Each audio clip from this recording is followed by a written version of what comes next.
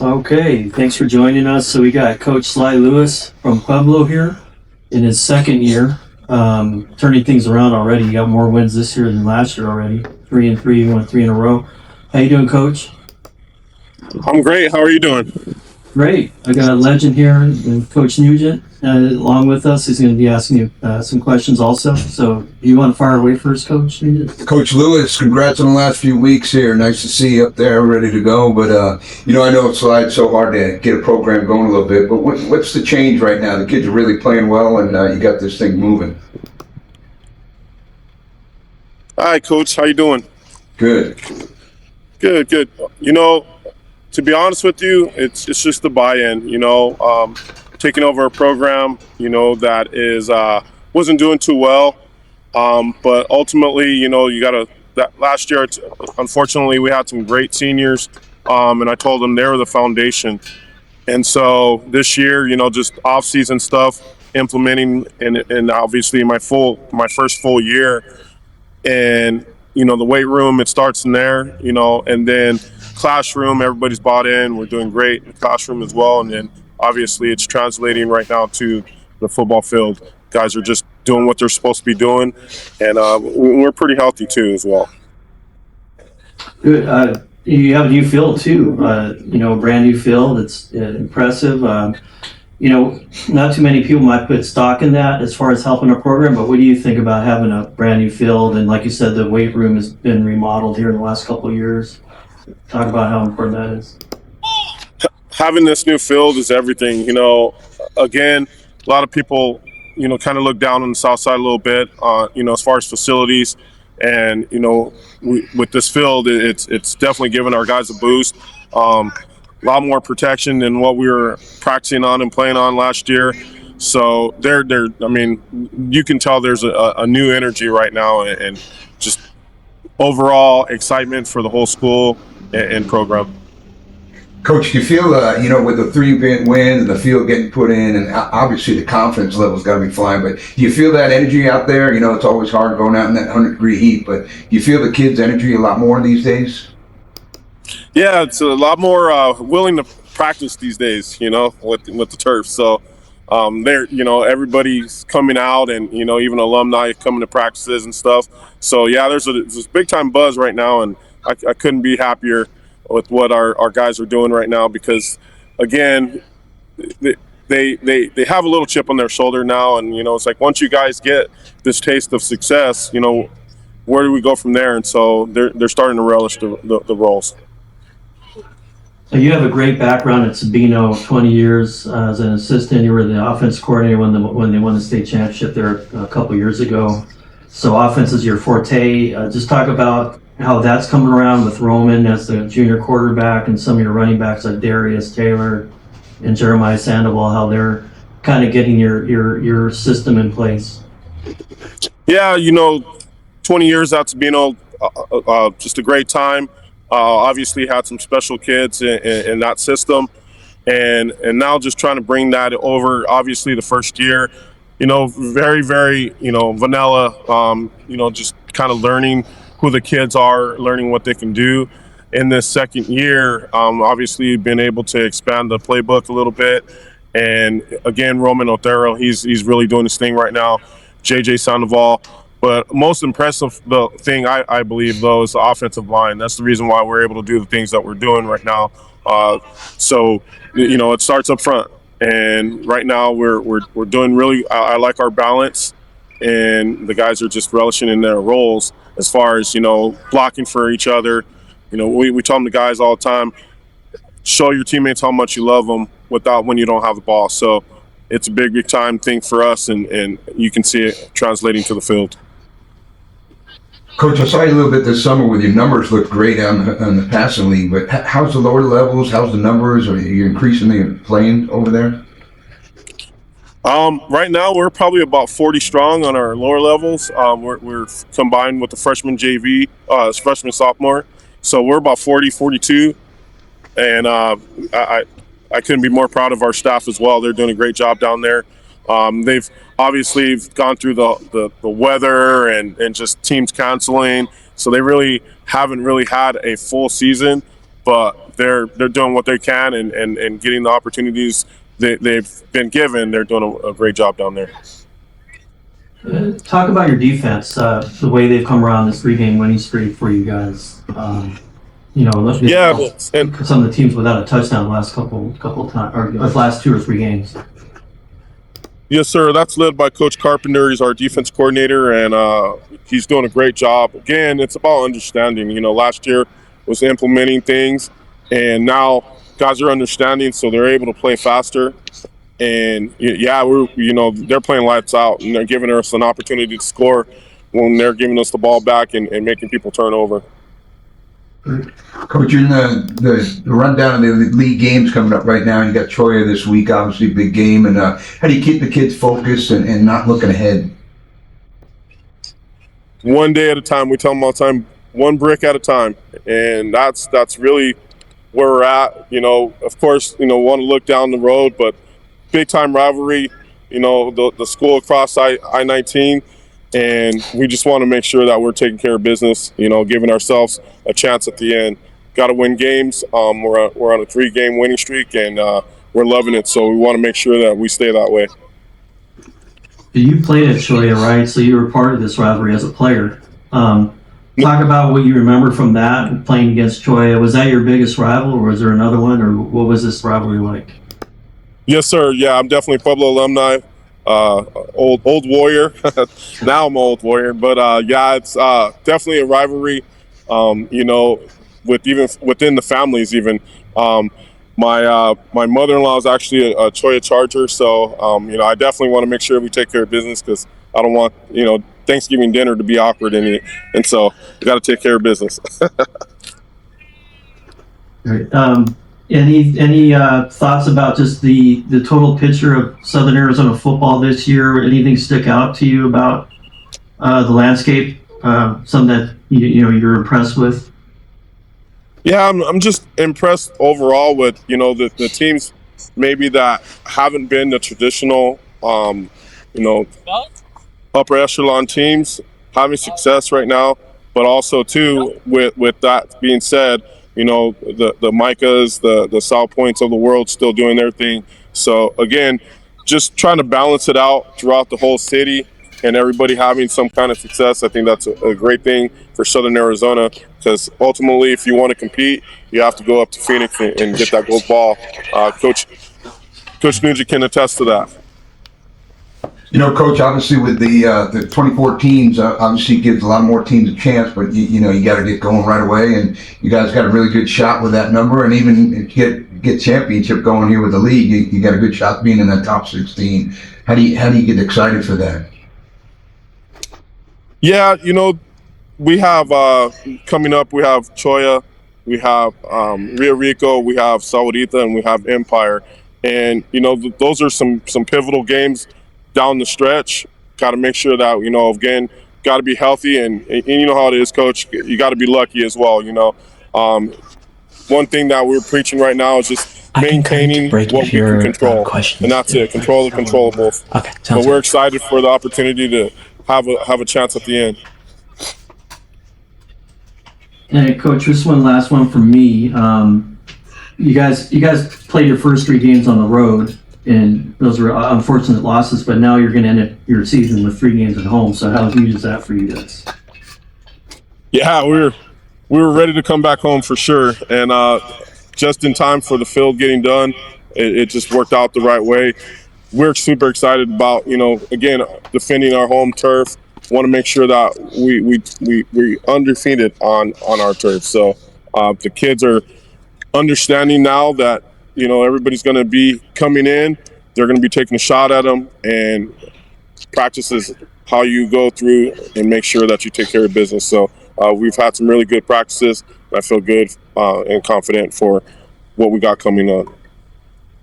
Well, Coach, happy for you. Good luck this week, and obviously down the road, and keep pushing that Pueblo pride over there. Coach, I really appreciate that. I would love to sit down with you once season gets done. Just want to learn and talk some ball. So whenever you're available, that'd be great.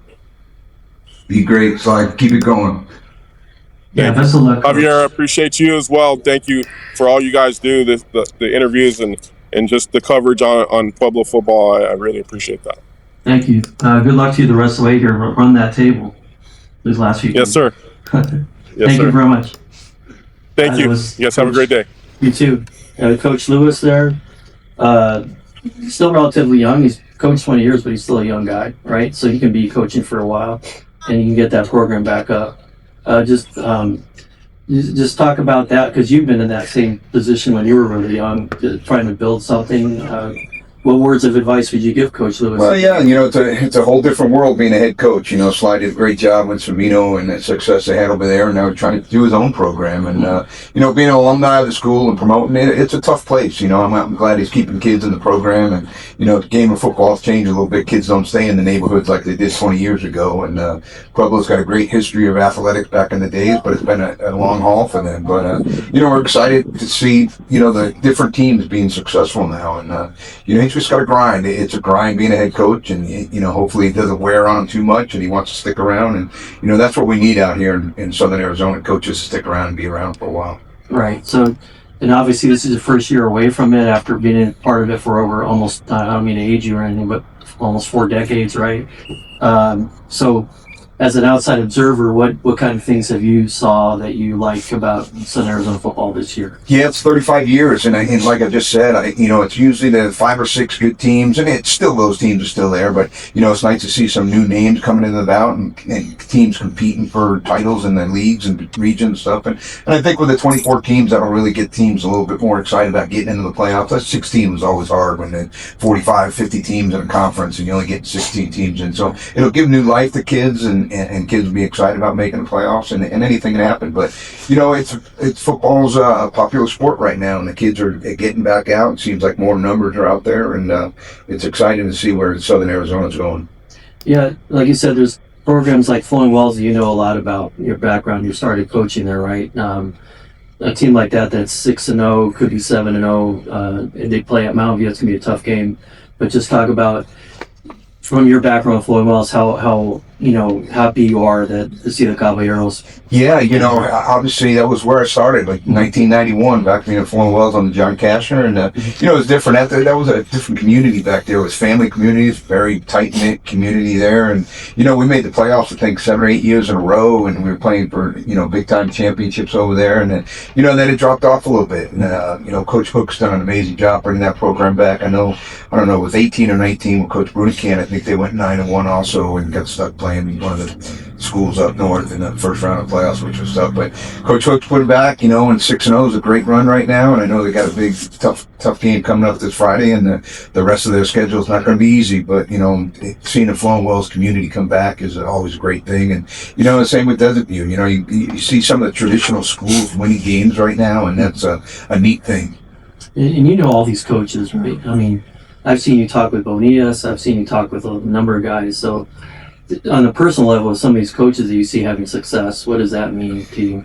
It's being away from the game right now is great because I'm a fan, and I go and root for these guys. That you're competitive, you don't want success for everybody, and you want to be the top dog all the time. But talking to Robert and everybody doing well right now, and it's a neat thing that I get to watch as a fan and get to really monitor the teams and really focus on what's going around in the city. And it's great to root for those guys. I know I was Pat Ryden, one of my dear friends. I was watching the Marana game, and I was nervous for Pat more as a head coach than anything, and knowing what that feeling's like when you see a tough game. But it's great seeing these guys, and I've talked to so many of them throughout the summer and throughout their careers, and hoping I can continue to keep that relationship with a lot of these guys. Right, and we talked about it before we went on the air here.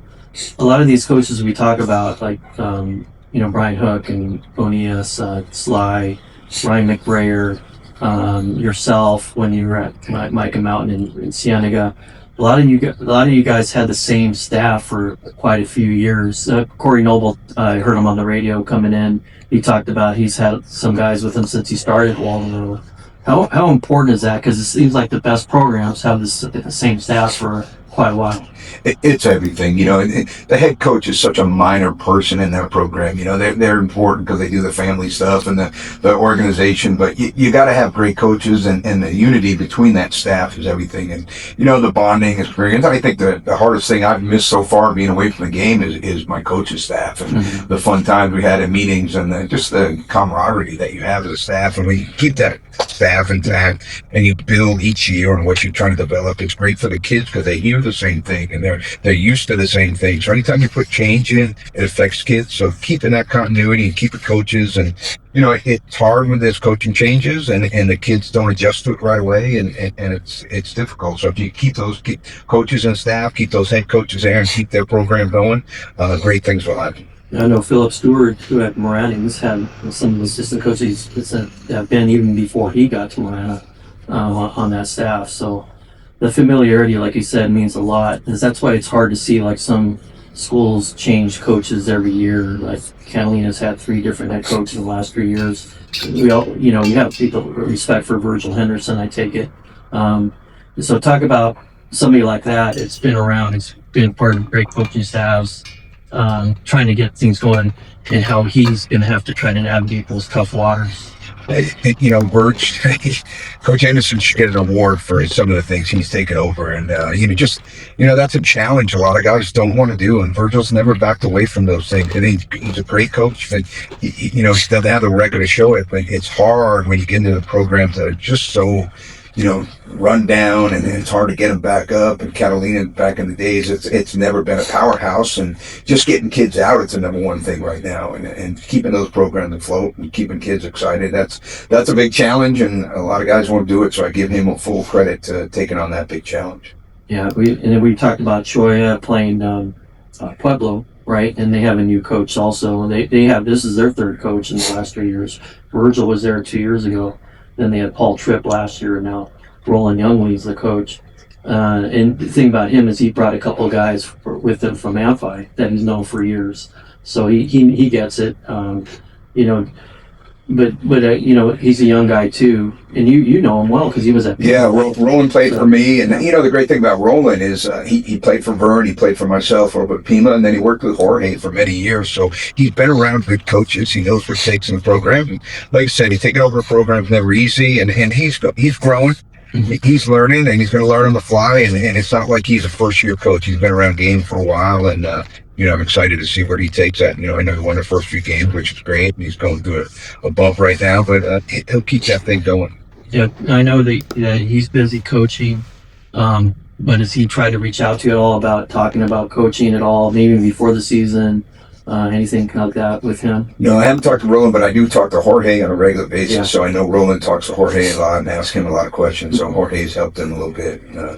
Just advice once in a while, but you got to learn on your own, make mistakes on your own, and learn the successes on your own, and take a little bit from everybody. And I know he's trying to do that. Yeah, when I went to the 7-on-7s at Keno, I wanted to go see him, how he related to his players, and I was impressed with him as any other coach. Some of the coaches have been in there for a long time, the way he related, because I think he knew that he has to set that relationship and get that going there at Choya. And I could just tell by the way he talked to the players, is that overstated, that just the fact that you're going to have to work with the players and not give them too many freedoms, but to work with them. It's all about relationship. You be the smartest guy in the world. You can know X's and O's all you want, but if you don't have the faith of the kids, you don't have a relationship with your coaches and the players, you're not going to get anything going. And I always told parents, it's a tough thing, but the most important thing for me was sending those kids home happy. And if they're enjoying football, they're going to play hard, they're going to work hard, and you can push them all you want, but as long as they're having a great experience, those kids keep fighting every week. Right. So, a lot of people consider your success, tremendous for Southern Arizona. And I know that talking to you the last few years about your thoughts on Southern Arizona football, that Phoenix obviously has more teams, more athletes, more resources. But you won a state championship last year. Dustin Peace won it 2 years ago. Kent Middleton won at Push Ridge, Ryan McBrayer at Sabino. What's it going to take for those championships continue, though. I mean, to get that going and keep continuing. Well, I think the important thing right now is we're always going to have success in the 3A and the 4A and the 2A probably, but we've got to prove. I think last year was a crime putting Marana into the open division, being a #1 seed. It wasn't reality. The Phoenix schools are just bigger numbers, bigger powerhouse, and it's just a different breed. But I think the important right now with Desert View 6-0 and obviously Marana being in 5A, if we can bring a big school title down to Tucson, I think that'll give us, the clarity that Tucson does have great football. You can say all we want about winning 3A and 4A, but until we win a 5A championship, I think that'll be the tough thing. And, going back to my Cienega days, we were a powerhouse. We were 10-0 2 years in a row. We're going in the playoffs, but reality was we were never going to beat Centennial. They went on a run there for 30 or 40 years. And, we could say all you want winning Southern Arizona, but until you go up and beat the big boys, it's hard to do. I still think that 2020 team you had, though, could have made a great run. You probably think about it too. Yeah, we don't like talking about that one too much. You guys, you were only able to play 2 games because of COVID, but you had I think 16 guys going to college. Yeah, we had a bunch. And the funny thing about that, we all sat down as a staff and players, and at that time the Open was new, and we talked as a group that our goal was to get into the Open, and it was new, so we didn't quite know what it was all about, but it was a goal of ours because we really loaded that schedule up, and we were hoping to play for the big time championship, which would have been very difficult, but that we wanted to step away and know that was it. And knowing that I was probably leaving at that time, I knew I was leaving, so we knew that was going to be the last run of Cienega when I was there. Yeah, that was such a great team in different positions all around. That was just a tremendous team there. And I know we're waiting for Raul Soto Medal for the show to continue. Sabian, are we going to take a break now? We'll take a break right now. I know you guys are watching live, but we have a technical issue we're going to work out, and we're going to be right back with you guys.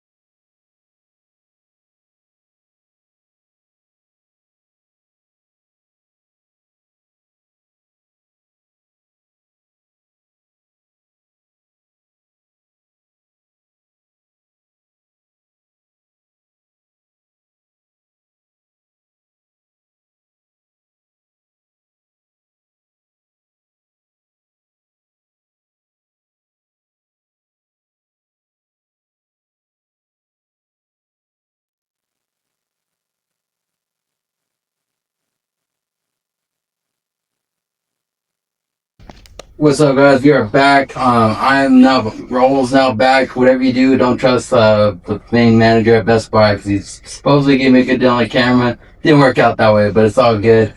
Mr. Nugent, Coach Nugent, first I gotta ask you something that hopefully is gonna work out. It has nothing to do with football. That's how you think about the Yankee season so far. Wow, tough one tonight. 1-1 right now in the fourth, so keep it up with my eye on it. But I thought the night was over last night, ready to go to the Knicks season. But it's a great win last night with Judge having a big moment, and they got to keep it rolling. Yeah, you're cool because you used to be a baseball coach, brother. So how amazed as a coach were you when you saw him hit that ball that was like at his wrist and saw that out at 100 miles an hour? It was hitting his chin. He was taking it in hands and taking it down the line like that. But watching him make a couple plays in the field just shows what a tremendous baseball player he is. You can do it all you want in the bat and batting over 500 this year. It's during the playoffs, but go out in the field and make diving plays and all the things he does is just a special player. Yeah. One of the special players that we have in our realm in Southern Arizona is Mr. Abraham from Desert View.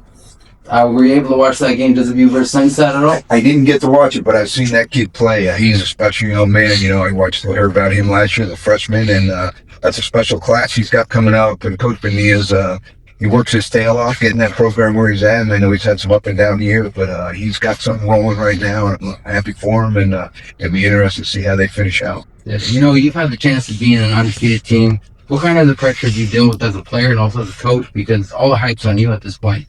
Well, the pressure is severe. It gets harder and harder each week. I know during the playoffs, you win on Friday night and you're excited for about a minute.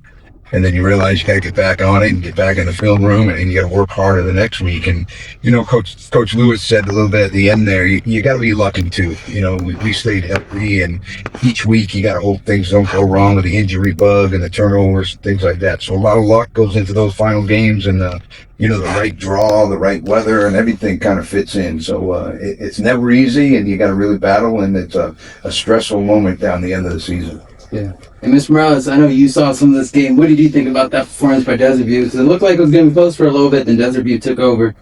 I think, like we talked about last week, I think right now Desert View has some weapons that Sunnyside doesn't have yet. Sunnyside's a young team, not a senior, one of their top players, and Desert View has some young talent also, but they're more established. Their talent is like Jay Lee and Ryan Vilbasso is a senior quarterback who's making that offense balanced. They have a freshman receiver who's going to be phenomenal. Also, we talk a lot about Jay Lee Abraham, but Rodarte there, he's 5'11", 6 foot, 180, and he had 7 catches for 170 yards. So they do have talent. Desiree has some really good talent. And Bonilla's the one. It's just no wonder I was the thing before that a couple weeks ago. That when I went to a Desiree practice, I've never seen Bonilla smile that much out of practice. That doesn't happen very often, so he's got to be happy right now. But the funny thing about Desert View, I still think they're about a year away, but they've got it rolling right now. They're going to be in a sweet situation, but with the young kids they have, I think they're really planning next year could be a dominant program. Right. It's turning into that where they can keep it going. Yeah. Abraham will be there another 2 years after this, right? So hopefully he stays at Desert View, and we'll see about that. But we talked about last week. There's high school trades going on now. All of a sudden, well, week 5 is when they become eligible. So and Desert View had one of them, Greg McKinstry III, the son of Greg McKinstry, the head coach, former head coach at Catalina Foothills in Catalina. He's a talent too. He's only a sophomore. He had a great year as a freshman at Catalina Foothills. Had 8 tackles last week against Sunnyside. Yeah. He's also a running back, but he's not going to get a lot of carries with Jay Lee there. But well, I think that I think the great thing right now, we talked a little bit about the traditional programs coming back a little bit, and keeping kids in house. And that's hard to do. Kids all want to go play for winners, and they want to leave their home schools and go play somewhere else with the transfer rules. And I get it, but now that Desert View, who's getting back into it, and Sunnyside's back into winning a little bit, and obviously getting those kids to stay in house and keeping the kids to play in your program, that's important right now. And hopefully those kids will do that. Yeah. Another thing we talked about is Flying Wells, man. Another team that's coming out of nowhere. I know I had him later in a second, but I kind of want to go into that because you mentioned it's another program that traditionally hasn't been that good, but now all of a sudden they're 6-0. Yeah, great to see Fulham Wells winning right now, and I'm excited for them and excited for this Friday for them to really prove themselves. And it's Coach Hook's really fought. They don't have the numbers, they don't have the old history going with them much in the last few years, but he keeps grinding, he keeps getting kids, and the running back's a special kid right now. They got to keep getting him involved. Yeah, as a coach, what's your perspective on this team? How legit are they? What makes them so great? Well, we're going to find out this week. I think they're a group of kids that have played together a little bit. They've had success, but after their schedule will hit the next 4 weeks. They play the big boys the next 4 weeks, and I think Mountain View is who struggled against Maricopa, obviously, but Coach Johnson's a tremendous coach. He's having a great plan. So I'm really excited for that one this week to see where Flowing Wells fits in the big boy rank, and I think that'll be the determining factor. And they beat Maricopa. I actually watched the end of that on TV a little bit, and that was exciting to see them win in overtime in that game. But they proved they can battle and proved they can win a big time football game. And this will be the next 4 weeks of tough games. So we'll really see what Flowing Wells is like. Yeah. And Mr. Morales, what's your perspective on the match between Mountain View and Flowing Wells? Mountain View has a lot of good defensive players. I think they have like 7 guys who have at least 20 tackles. Very balanced. Some good linebackers. We talked about some of their top defensive players have been banged up, but Pogue is one of them. Jason Pogue, a linebacker, but he played a little bit last week against Maricopa. He should be playing more this week.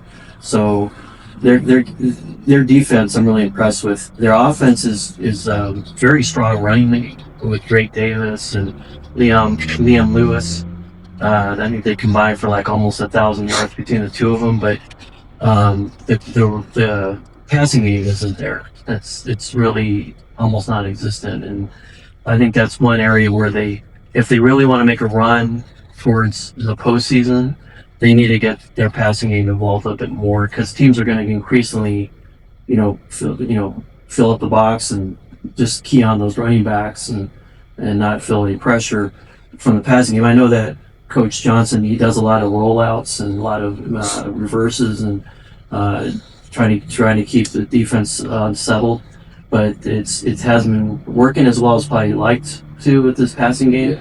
But I think that's the key. I think Flowing Wells has a little bit more balance that way. I know Benicio Ruiz is the quarterback at Flowing Wells. He doesn't pass for a lot of yards also, but he runs for a lot. He run for almost 300 yards, and he kind of keeps things in control with Jaden Simmons, the running back there, who's really talented. Yeah. So I think it'll be a close game. I wouldn't be surprised if Mountain View can pull it out. But that was my next question for you guys. Is Flowing Wells on upset watch this week?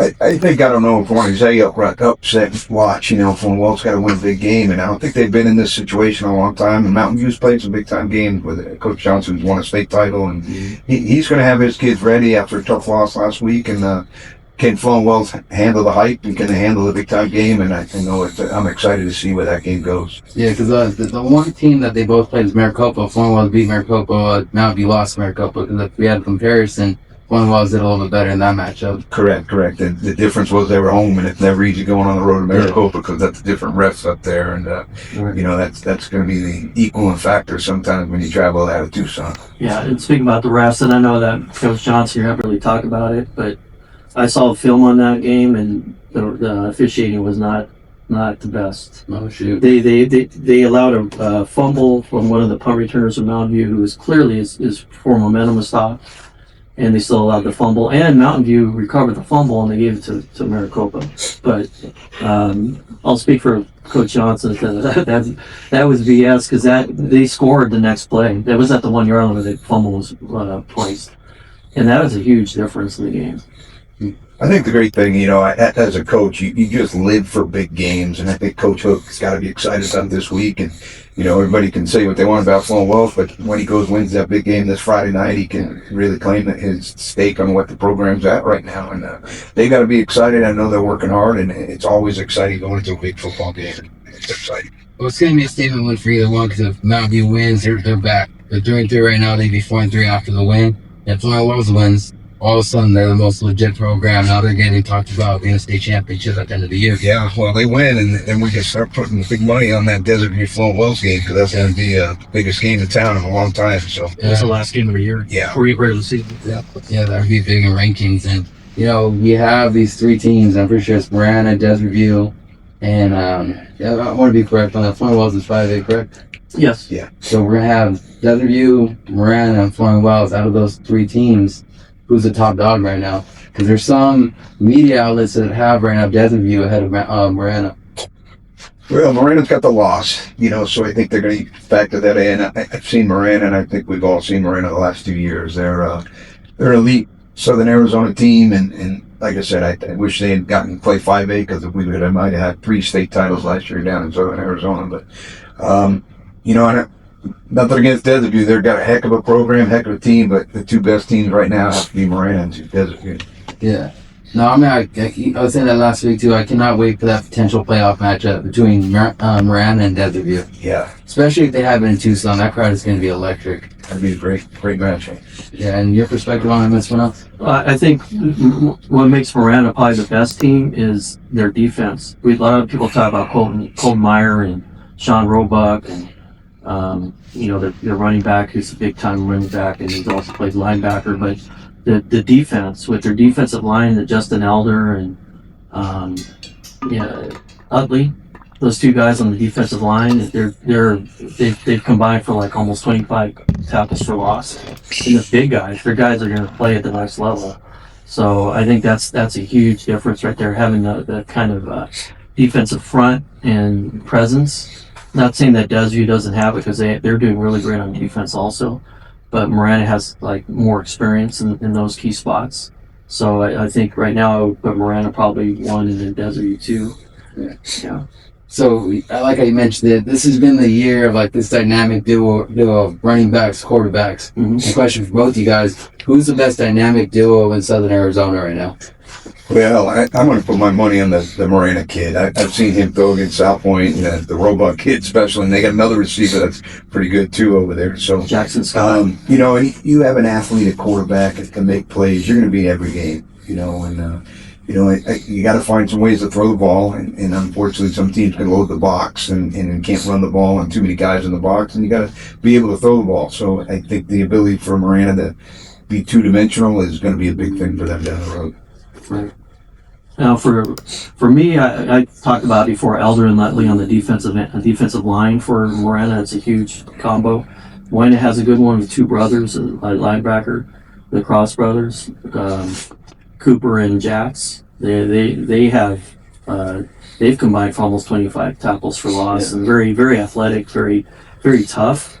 You look at like Jaden Simmons and Ruiz at Flowing Wells, Bassaville Basso and Abraham at Desview, Chanez and Derek Mesa at Tucson I was just about High. to say that. There's a lot of good, like 1-2 punches that have some good supporting cast members. Yeah. And with that being said, let's jump right into the games of the week for us. The games we'll be highlighting right now. One of the questions I have about this matchup, Tucson High versus CEO. Is this a Tucson High team we've finally been waiting to see all year long after coming off 2 great wins and now going in against CDO? I think you're going to ask this question maybe later, but the team that you think will, emerge here as the second half of the season, I think Tucson High will be that team, because they struggled early. I think Derek Mesa is starting to get a little bit more consistent, and the fact that they actually put Noah Chanez, that running back, has made a world of difference. They didn't play him a running back the first 3 or 4 games, right? Yeah. We'll even further than that, first 3 years. Yeah, so he's been a huge difference at running back for them. He's a smaller guy, but like Bobby Rodriguez said last week, he plays beyond his size because he's so tough and athletic, physical, he's smart. So he's going to get the most out of his ability, and he's shown that. He's Ed Doherty Award nominee because of his performance last week, 260 yards rushing, like 6 touchdowns. He had a kickoff return. So I think they're going to be a team that's increasingly get better as the year comes to a close here. Yeah, I really like Tucson. They played some tough games early there in South Point game, but Right. the thing that made both those games losses, they were in the game. They went down and they played right to the wire, and that makes your team better. That makes you positive as you keep going. And I think they're going to be a tough out down here on the road, and I think they're going to be one of the top teams in Tucson again. Yeah. I love having you here because you've been coaching all these years. What are the keys as a team to turn around a season? Because you've probably maybe had it where it's yes, a good thing where a team turns around, another team where it's kind of like they just put their backs down. What's the key things on making sure they can turn around the season And yeah, Yeah, it's confidence. Without question, you talked about Coach Lewis. They lost 3 games on the road, and then they come home to a brand new facility, and they get a couple of wins, and they get a couple blowout there. And you gotta be confident. You gotta have excitement. You gotta bring the energy. When you're winning, it's a lot easier to go out and be practice every day and get excited for Friday night. But when you're losing, it's hard to do that. And you gotta find every little niche to keep that going. I think that's the hard thing. I talked about when I took over for Niemer Hassey. We were 1-6. That was a tough boat. When Hassey left me with a state semifinal team and lost a lot of seniors, and it was 1-6. And we found a way to win, and then we ended up beating South Point last game of the year, going on a 3-game win streak, and then went 10-0 the next year. So building that confidence and getting kids excited about playing and believing in each other is the most important thing. Yeah. So both teams, Tucson and CDO, both looking for something to prove. Who needs this victory more? Well, I think every team needs them right now. I think Tucson High is trying to continue what they're doing, but CDO's got a tough 4 games coming up, and I think everyone's going to be important for them, and it's going to be a challenge for them. I think Tucson probably will get this one, and I think they've got a good shot at keeping it going down the end. I think CDO coming off a win, they needed that win against Vista Grande last week. They too are struggling with their passing game. Running game is pretty sharp though. Brendan is the first one, I can't remember the last name, the running back that they have. He's a senior. He's doing a really good job, and I think with Coach McKee, he's known for his running games. In Saguaro, he had a 1 year where 3 running backs either passed 1,000 yards or approached it. So he's solid in the running game. He's getting that going at CDO. They just need to be a little bit more two-dimensional instead of one-dimensional. I think that's affected them. They do have some good defensive players, but I think he's still building in his second year, coming off the CDO's undefeated team 2 years ago. I think we're seeing a little bit of with Micah Mountain trying to transition now with Jay Campos. And that's a team too that can make a good run here toward the end. They've had their struggles at quarterback position with Thorson the last few years. And making that switch too has been a little tough. I know they have a good quarterback there, just trying to get his feet on the ground. So I think just both programs are kind of like in the same position, CDO and Mike Mountain, replacing legends, right, and getting things going in their now where they're at now with really 2 really good coaches, Scott McKee and Jay Campos. So I remember the CDO's moved up the conference and jumping up to 5A. I think he really would have done well in the 4A conference with the kids he has. But now you can build a whole new program with a 5A team and the challenge he'll face playing a big school like Tucson High and Marana. Those are big schools right now, and CDO doesn't have the numbers on the field that they need to, and it's a challenge. yeah, not only with 5A, I think they went to the tougher 5A region. Correct. Correct. Yeah. Yeah, one thing I want to touch on is Derek Mesa this year. We have not talked about this kid enough. He has 1,400 yards passing. He only has 8 interceptions, and he has, right now, it looks like 13 touchdowns. How good do you think Derek Mesa is compared to the quarterbacks in Southern Arizona? He's a lot like Jaden Thorson's story, right? As a senior, he came on. Jaden really came on, and now it's Derek Mesa's turn as a senior because he's been playing there since he's a freshman. So now he's showing that experience, and I think that's going to be huge here down the stretch. The way he is able to pass out, he has a lot of composure in the pocket now. Where I saw him like the first couple of years, he seemed to get rattled, maybe make some quick decisions and not make right decisions. But now he seems like he's more confident, like Coach says, about how big confidence is, and he's showing that now. Game experience. Those quarterbacks, boy, they tell you what, they get put in the fire right away. It's hard. And the more reps you get, the more challenge you have. You talked about our kid Thornton, who was a 4-year starter for us, and the last 4 weeks of the season, he was an elite quarterback, and then won our title for us. But, you got to get him on the field, and right now he's doing a good job because he's seen the field before, and now he's accepting his role. Mm-hmm. Yeah, and then the next matchup I want to go into is Micah Mountain versus Walden Grove. Mr. Morales, what's the keys to victories for Walden Grove? Well, I was listening to Corey Noble again. We were listening to him on the radio coming in, and he seems really confident, especially about the defense. He thinks that their defense will rise up. They've had a tough last couple of years, and Coach Nugent knows all about this against Micah Mountain. They played you guys tough, those 2 losses, and both those losses they came in with 6-game winning streaks. So they were on roll, and you guys were able to take care of business against them. So he says ever since the last year, they've been kind of itching at the chance to play Micah Mountain again. There's two ways you can look at that. Like they're too geared towards it, or they're actually going to be, ready.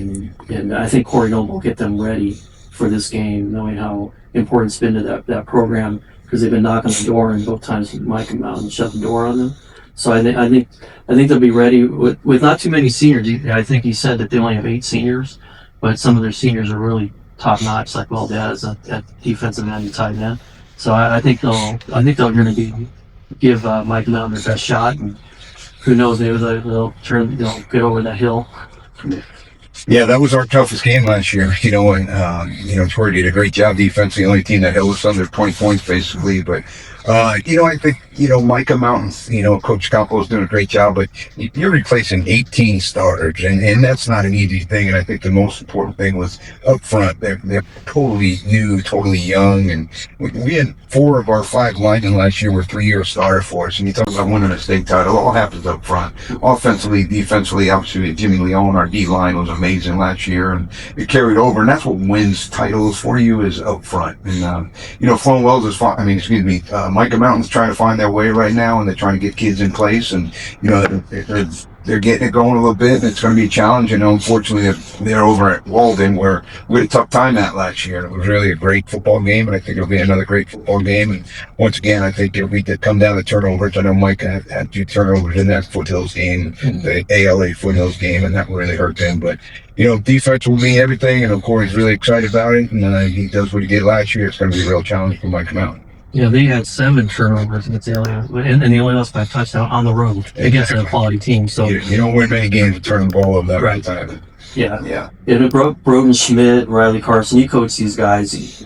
Going into Wallen Grove is going to be a challenge, but those guys will be up for it, and you hope that it rubs off on the other guys. Yeah, those kids know how to win, and the program knows how to win, and it's Micah Mountain's not going anywhere anytime soon, but there'll be a challenge this week, and I know Walden Grove's licking their lips a little bit, trying to think they can get this one. I mean, Micah's not going to be down for long. If you want to call this down, that may be it, but they'll be back on it, and it's going to be a challenge for Walden to beat Micah, and we'll see how that goes. Yeah. One thing I do want to touch on is Catalina versus Saguaro. Mm-hmm. Saguaro's, I'm saying, like I said last week, they're a team we weren't talking about a lot. 4-1 right now, a possible playoff team. What's your keys to victories for Saguaro?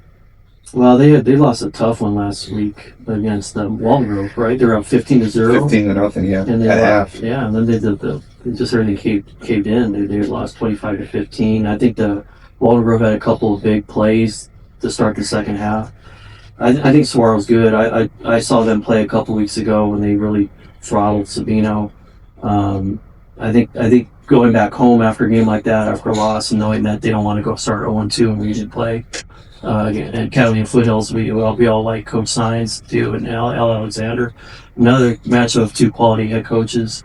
I think that Saguaro will rely on their running game and get things going, and I really like their chances against Catalina Foothills, because I know Daniel's building that program back up.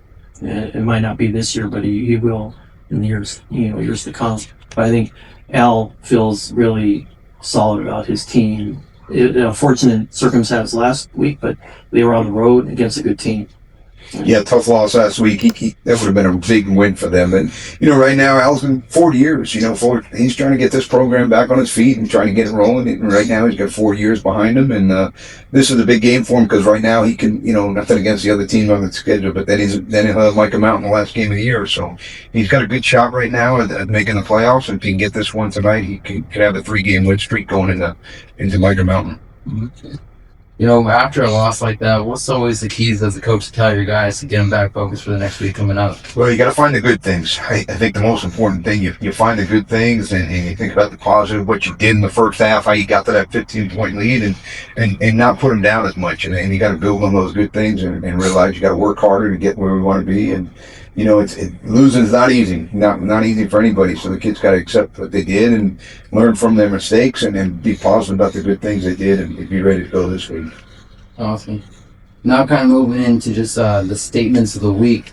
Who's your guys' pick to have a statement win this week? Statement win? Like saying we're here and ready to go, and they're ready for a playoff run. I think the winner of the Micah Mountain Walnut Grove will make a statement by showing that they are going to be a team that could be a playoff team, legitimate playoff team. I think both are good playoff chances, but you know, I think that game really sticks out to me. Floyd Wells, if they can beat Mountain View like we talked about before, they'll be making a statement that yes, they're 7-0 and they're here to stay. So I think that's another game that sticks out to me. I'm going to follow you right there. The Micah Walden game, I think, is the one. They're both going to make the playoffs, but who's the real contender? Yeah. You know, I think we always know that Micah Mountain and Walden's going to be right there. Both were in the final 8 last year, and that's important. And I think either team can make a run at it. Either team can win a state title, and that'll be the big one. So this will be a big win for either one of those. And without question, Flown Wells, if they can pull this off, it's going to be a statement game for them. And I think there's one team that has to get it done. It has to be them, and they can really put their mark on Tucson and really get that program going. Yeah, they're in a Cinderella kind of season right now, definitely. Right. Yeah. So now going into what are some games that we haven't talked about that we should touch on? Some games that you guys saw like that might be a chance for a heavyweight matchup. You got the schedule over there, so you're gonna have to keep me updated over there. I think the Sunnyside Cienega is a good game because they're two good teams still trying to find themselves. Cienega's got a really good quarterback in Hanley, and Jaden Rogers is a great athlete, and they have some good defensive players too. But Sunnyside, you saw them play last week against Desert. They lost. But you could tell in some situations that they're going to be a team that's going to be to reckon with next year, kind of like Desert View, because everybody's coming back for Sunnyside next year, and they're having a great year. So I think that game is interesting to me. That outcome to see who could make a stride in the region standings in a positive way. I think one team we haven't talked about, and it's unfortunate, but South Point still, I believe, is the best team in Tucson. They've still got the kids. We can have that. Unfortunately, they just are playing the big boys on a regular basis. And we go back to the old days where they were playing Tucson teams. They beat the two Tucson. They beat Marana and Tucson, who are probably two top 5A schools in Tucson, obviously. But, it's a challenge for them, and it's hard. And this week, they get to go play Bashan. So I thought they're actually off this week, but next week. Oh, next week it's the next game on their schedule. Which is good, so right? They have a bye before they got a bye, and they need it. So that's a challenge for South Point. But I thought it was this week. Yeah, I don't know. I still got Moran on top right now. Yeah. Yeah, shout out to Coach Stu, but I don't know. I think head to head, South Point. Head to head. I want to see it again. Yeah, last play though. Yeah. I don't know what you talked about it, where it was everyone's first game, including the refs and all that was going on. Yep. Yeah, no, definitely. They've had struggles, but their quarterback Matthews, for how young he is, he's been still having sound season and just being a junior. It's been incredible to watch. Now he's a prospect, right? Yeah, he just 6'4", 6'3". Yeah, he just took a trip to New Mexico. It's kind of funny because my sister is part of that recruiting team in New Mexico, and she actually was part of getting him over there. So yeah, it's just a challenge for that South Point team to go up and play. They just don't have the depth, to play those big schools up there, and then go into the fourth quarter with the linemen that they have in the Phoenix area. It's just unfortunate. And then, hey, trust me, hard for me to root for South Point. I ride with one of my dear friends, but it's a challenge for them, and it's unfortunate they looked upon differently, and people don't respect them as much as we used to in the good old days. But they're playing a different schedule than the rest of the Tucson teams are playing. Yeah, I think every year they try to get back down to 5A, and their AIA shoots it down because of their overall success. Despite their numbers are of the 4A level, right? Yeah, they need to lose a little bit more to get that back down. So I know they don't do that very often. Coach, you mentioned about the Phoenix schools, and you've been around for so long. What do Tucson schools really need to do to compete with the Phoenix schools to be one of the top dogs? Now, it probably comes up from the higher ups as well.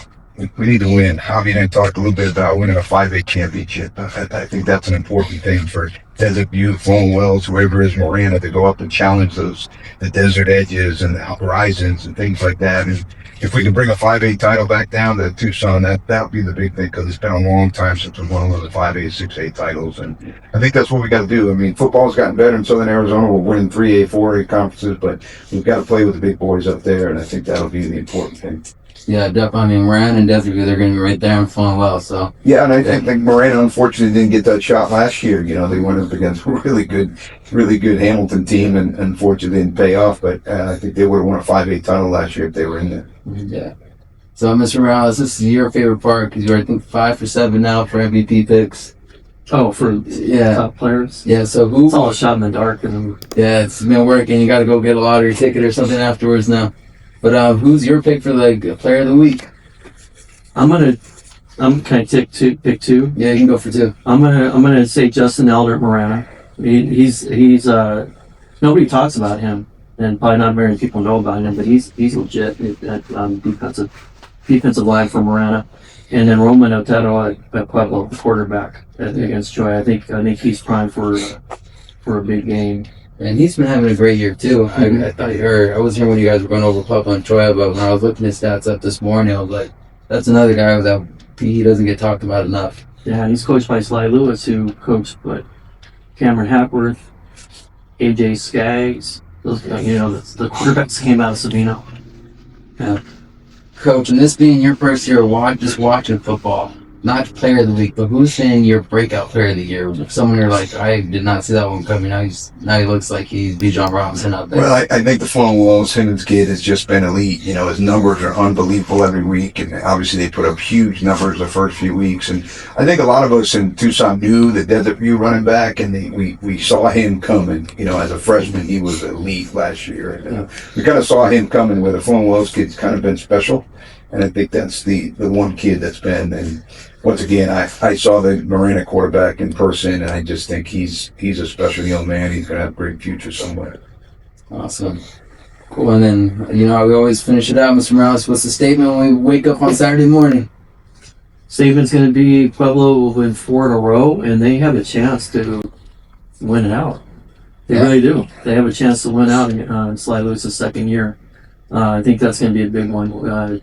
The Pueblo-Choya is a rivalry, but Pueblo's really owned that series the last 15, 20 years. Yeah. And I think the way Sly Lewis is going, it's all about building not only in this game, but building in the future. By winning, he'll get players to want to play there. So he knows how important it is to win games like this. Yeah, when I talked to the Troy head coach, and he was very similar to last week, both coaches said this game really determines recruiting for the next year. Mm-hmm. Because they're so close together.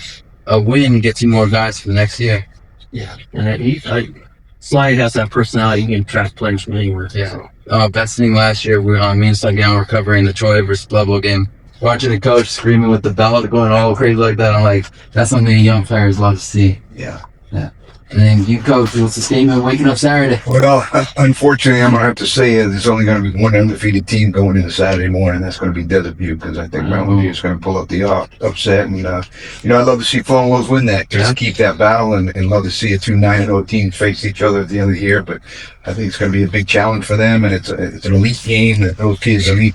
I think one of the things you realize is you've got to get there and learn what it's like. We were fortunate. We played for the state semifinals against the CDO team that ended up, and we went toe-to-toe with them for 2 games, and we saw what it was like. And I think that helped us the following year, that we were punched in the mouth, but we knew what it was like to play a big-time football game, and took us to the championship and played elite games for 4 playoffs in a row. And I think that's a learning lesson for a lot of kids. If you haven't been there, how do you get through that big fight? And once you've gotten there and you've been punched a little bit, you can keep responding and getting going. So this will be a big challenge for them, and hopefully Coach Hook's got them ready to go. Awesome. If you're a Tucson High baseball player, listen to this, man. That's the same message we've been trying to do. So I appreciate you being on, Coach.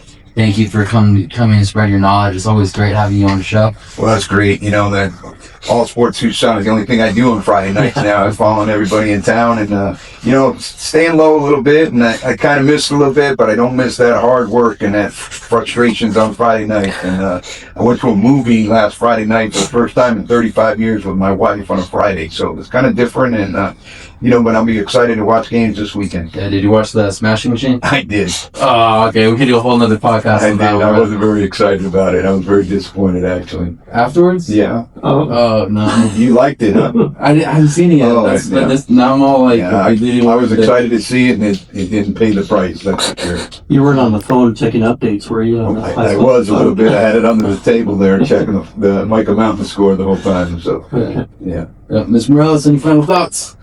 No, it's great to have Coach Nugent here. I mean, his record speaks for itself, but and I know he doesn't like people talking about him like this, but he's one of the reasons why there's hope in Southern Arizona for high school football. And we talked about a number of the head coaches too that put in so much work, not for them, not for themselves, but for their kids and their programs, and to a degree, Southern Arizona, because this is where they have to coach, right? They have to build their programs against other programs and hoping to get PowerPoints and a chance to win the state championship like you and Dustin did. Those are two huge losses that we had the last couple of years with him and Coach Beast stepping down. Hopefully come back sometime down the road. But yeah, I just want to thank Coach Nugent for coming in and spending time. I know he has more time, but spending time with us and the people that are watching, really appreciate it. Yeah. I appreciate you guys, and like I said, I love Tucson football, and I love being a mentor and helping coaches out. And I feel like I've had a great relationship with a lot of guys and a lot of personal relationships with a lot of guys. I'm always there for them, but it's good to be on the other side a little bit and be a fan. I get to watch other teams play that I haven't seen in a long time and enjoy the game of football. And it's exciting with no pressure on Friday night, just to be a fan and enjoy it. Awesome. Well, thank you guys. Thank you guys for watching. Coach, I know you're a baseball guy. If you ever want to come coach with me on baseball, please do it. There you go. But thank you guys. We'll see you on next week. Same time as always, 4:45 on next Wednesday. We'll be at Troy versus Flo for the game of the week. Peace out. Thank you.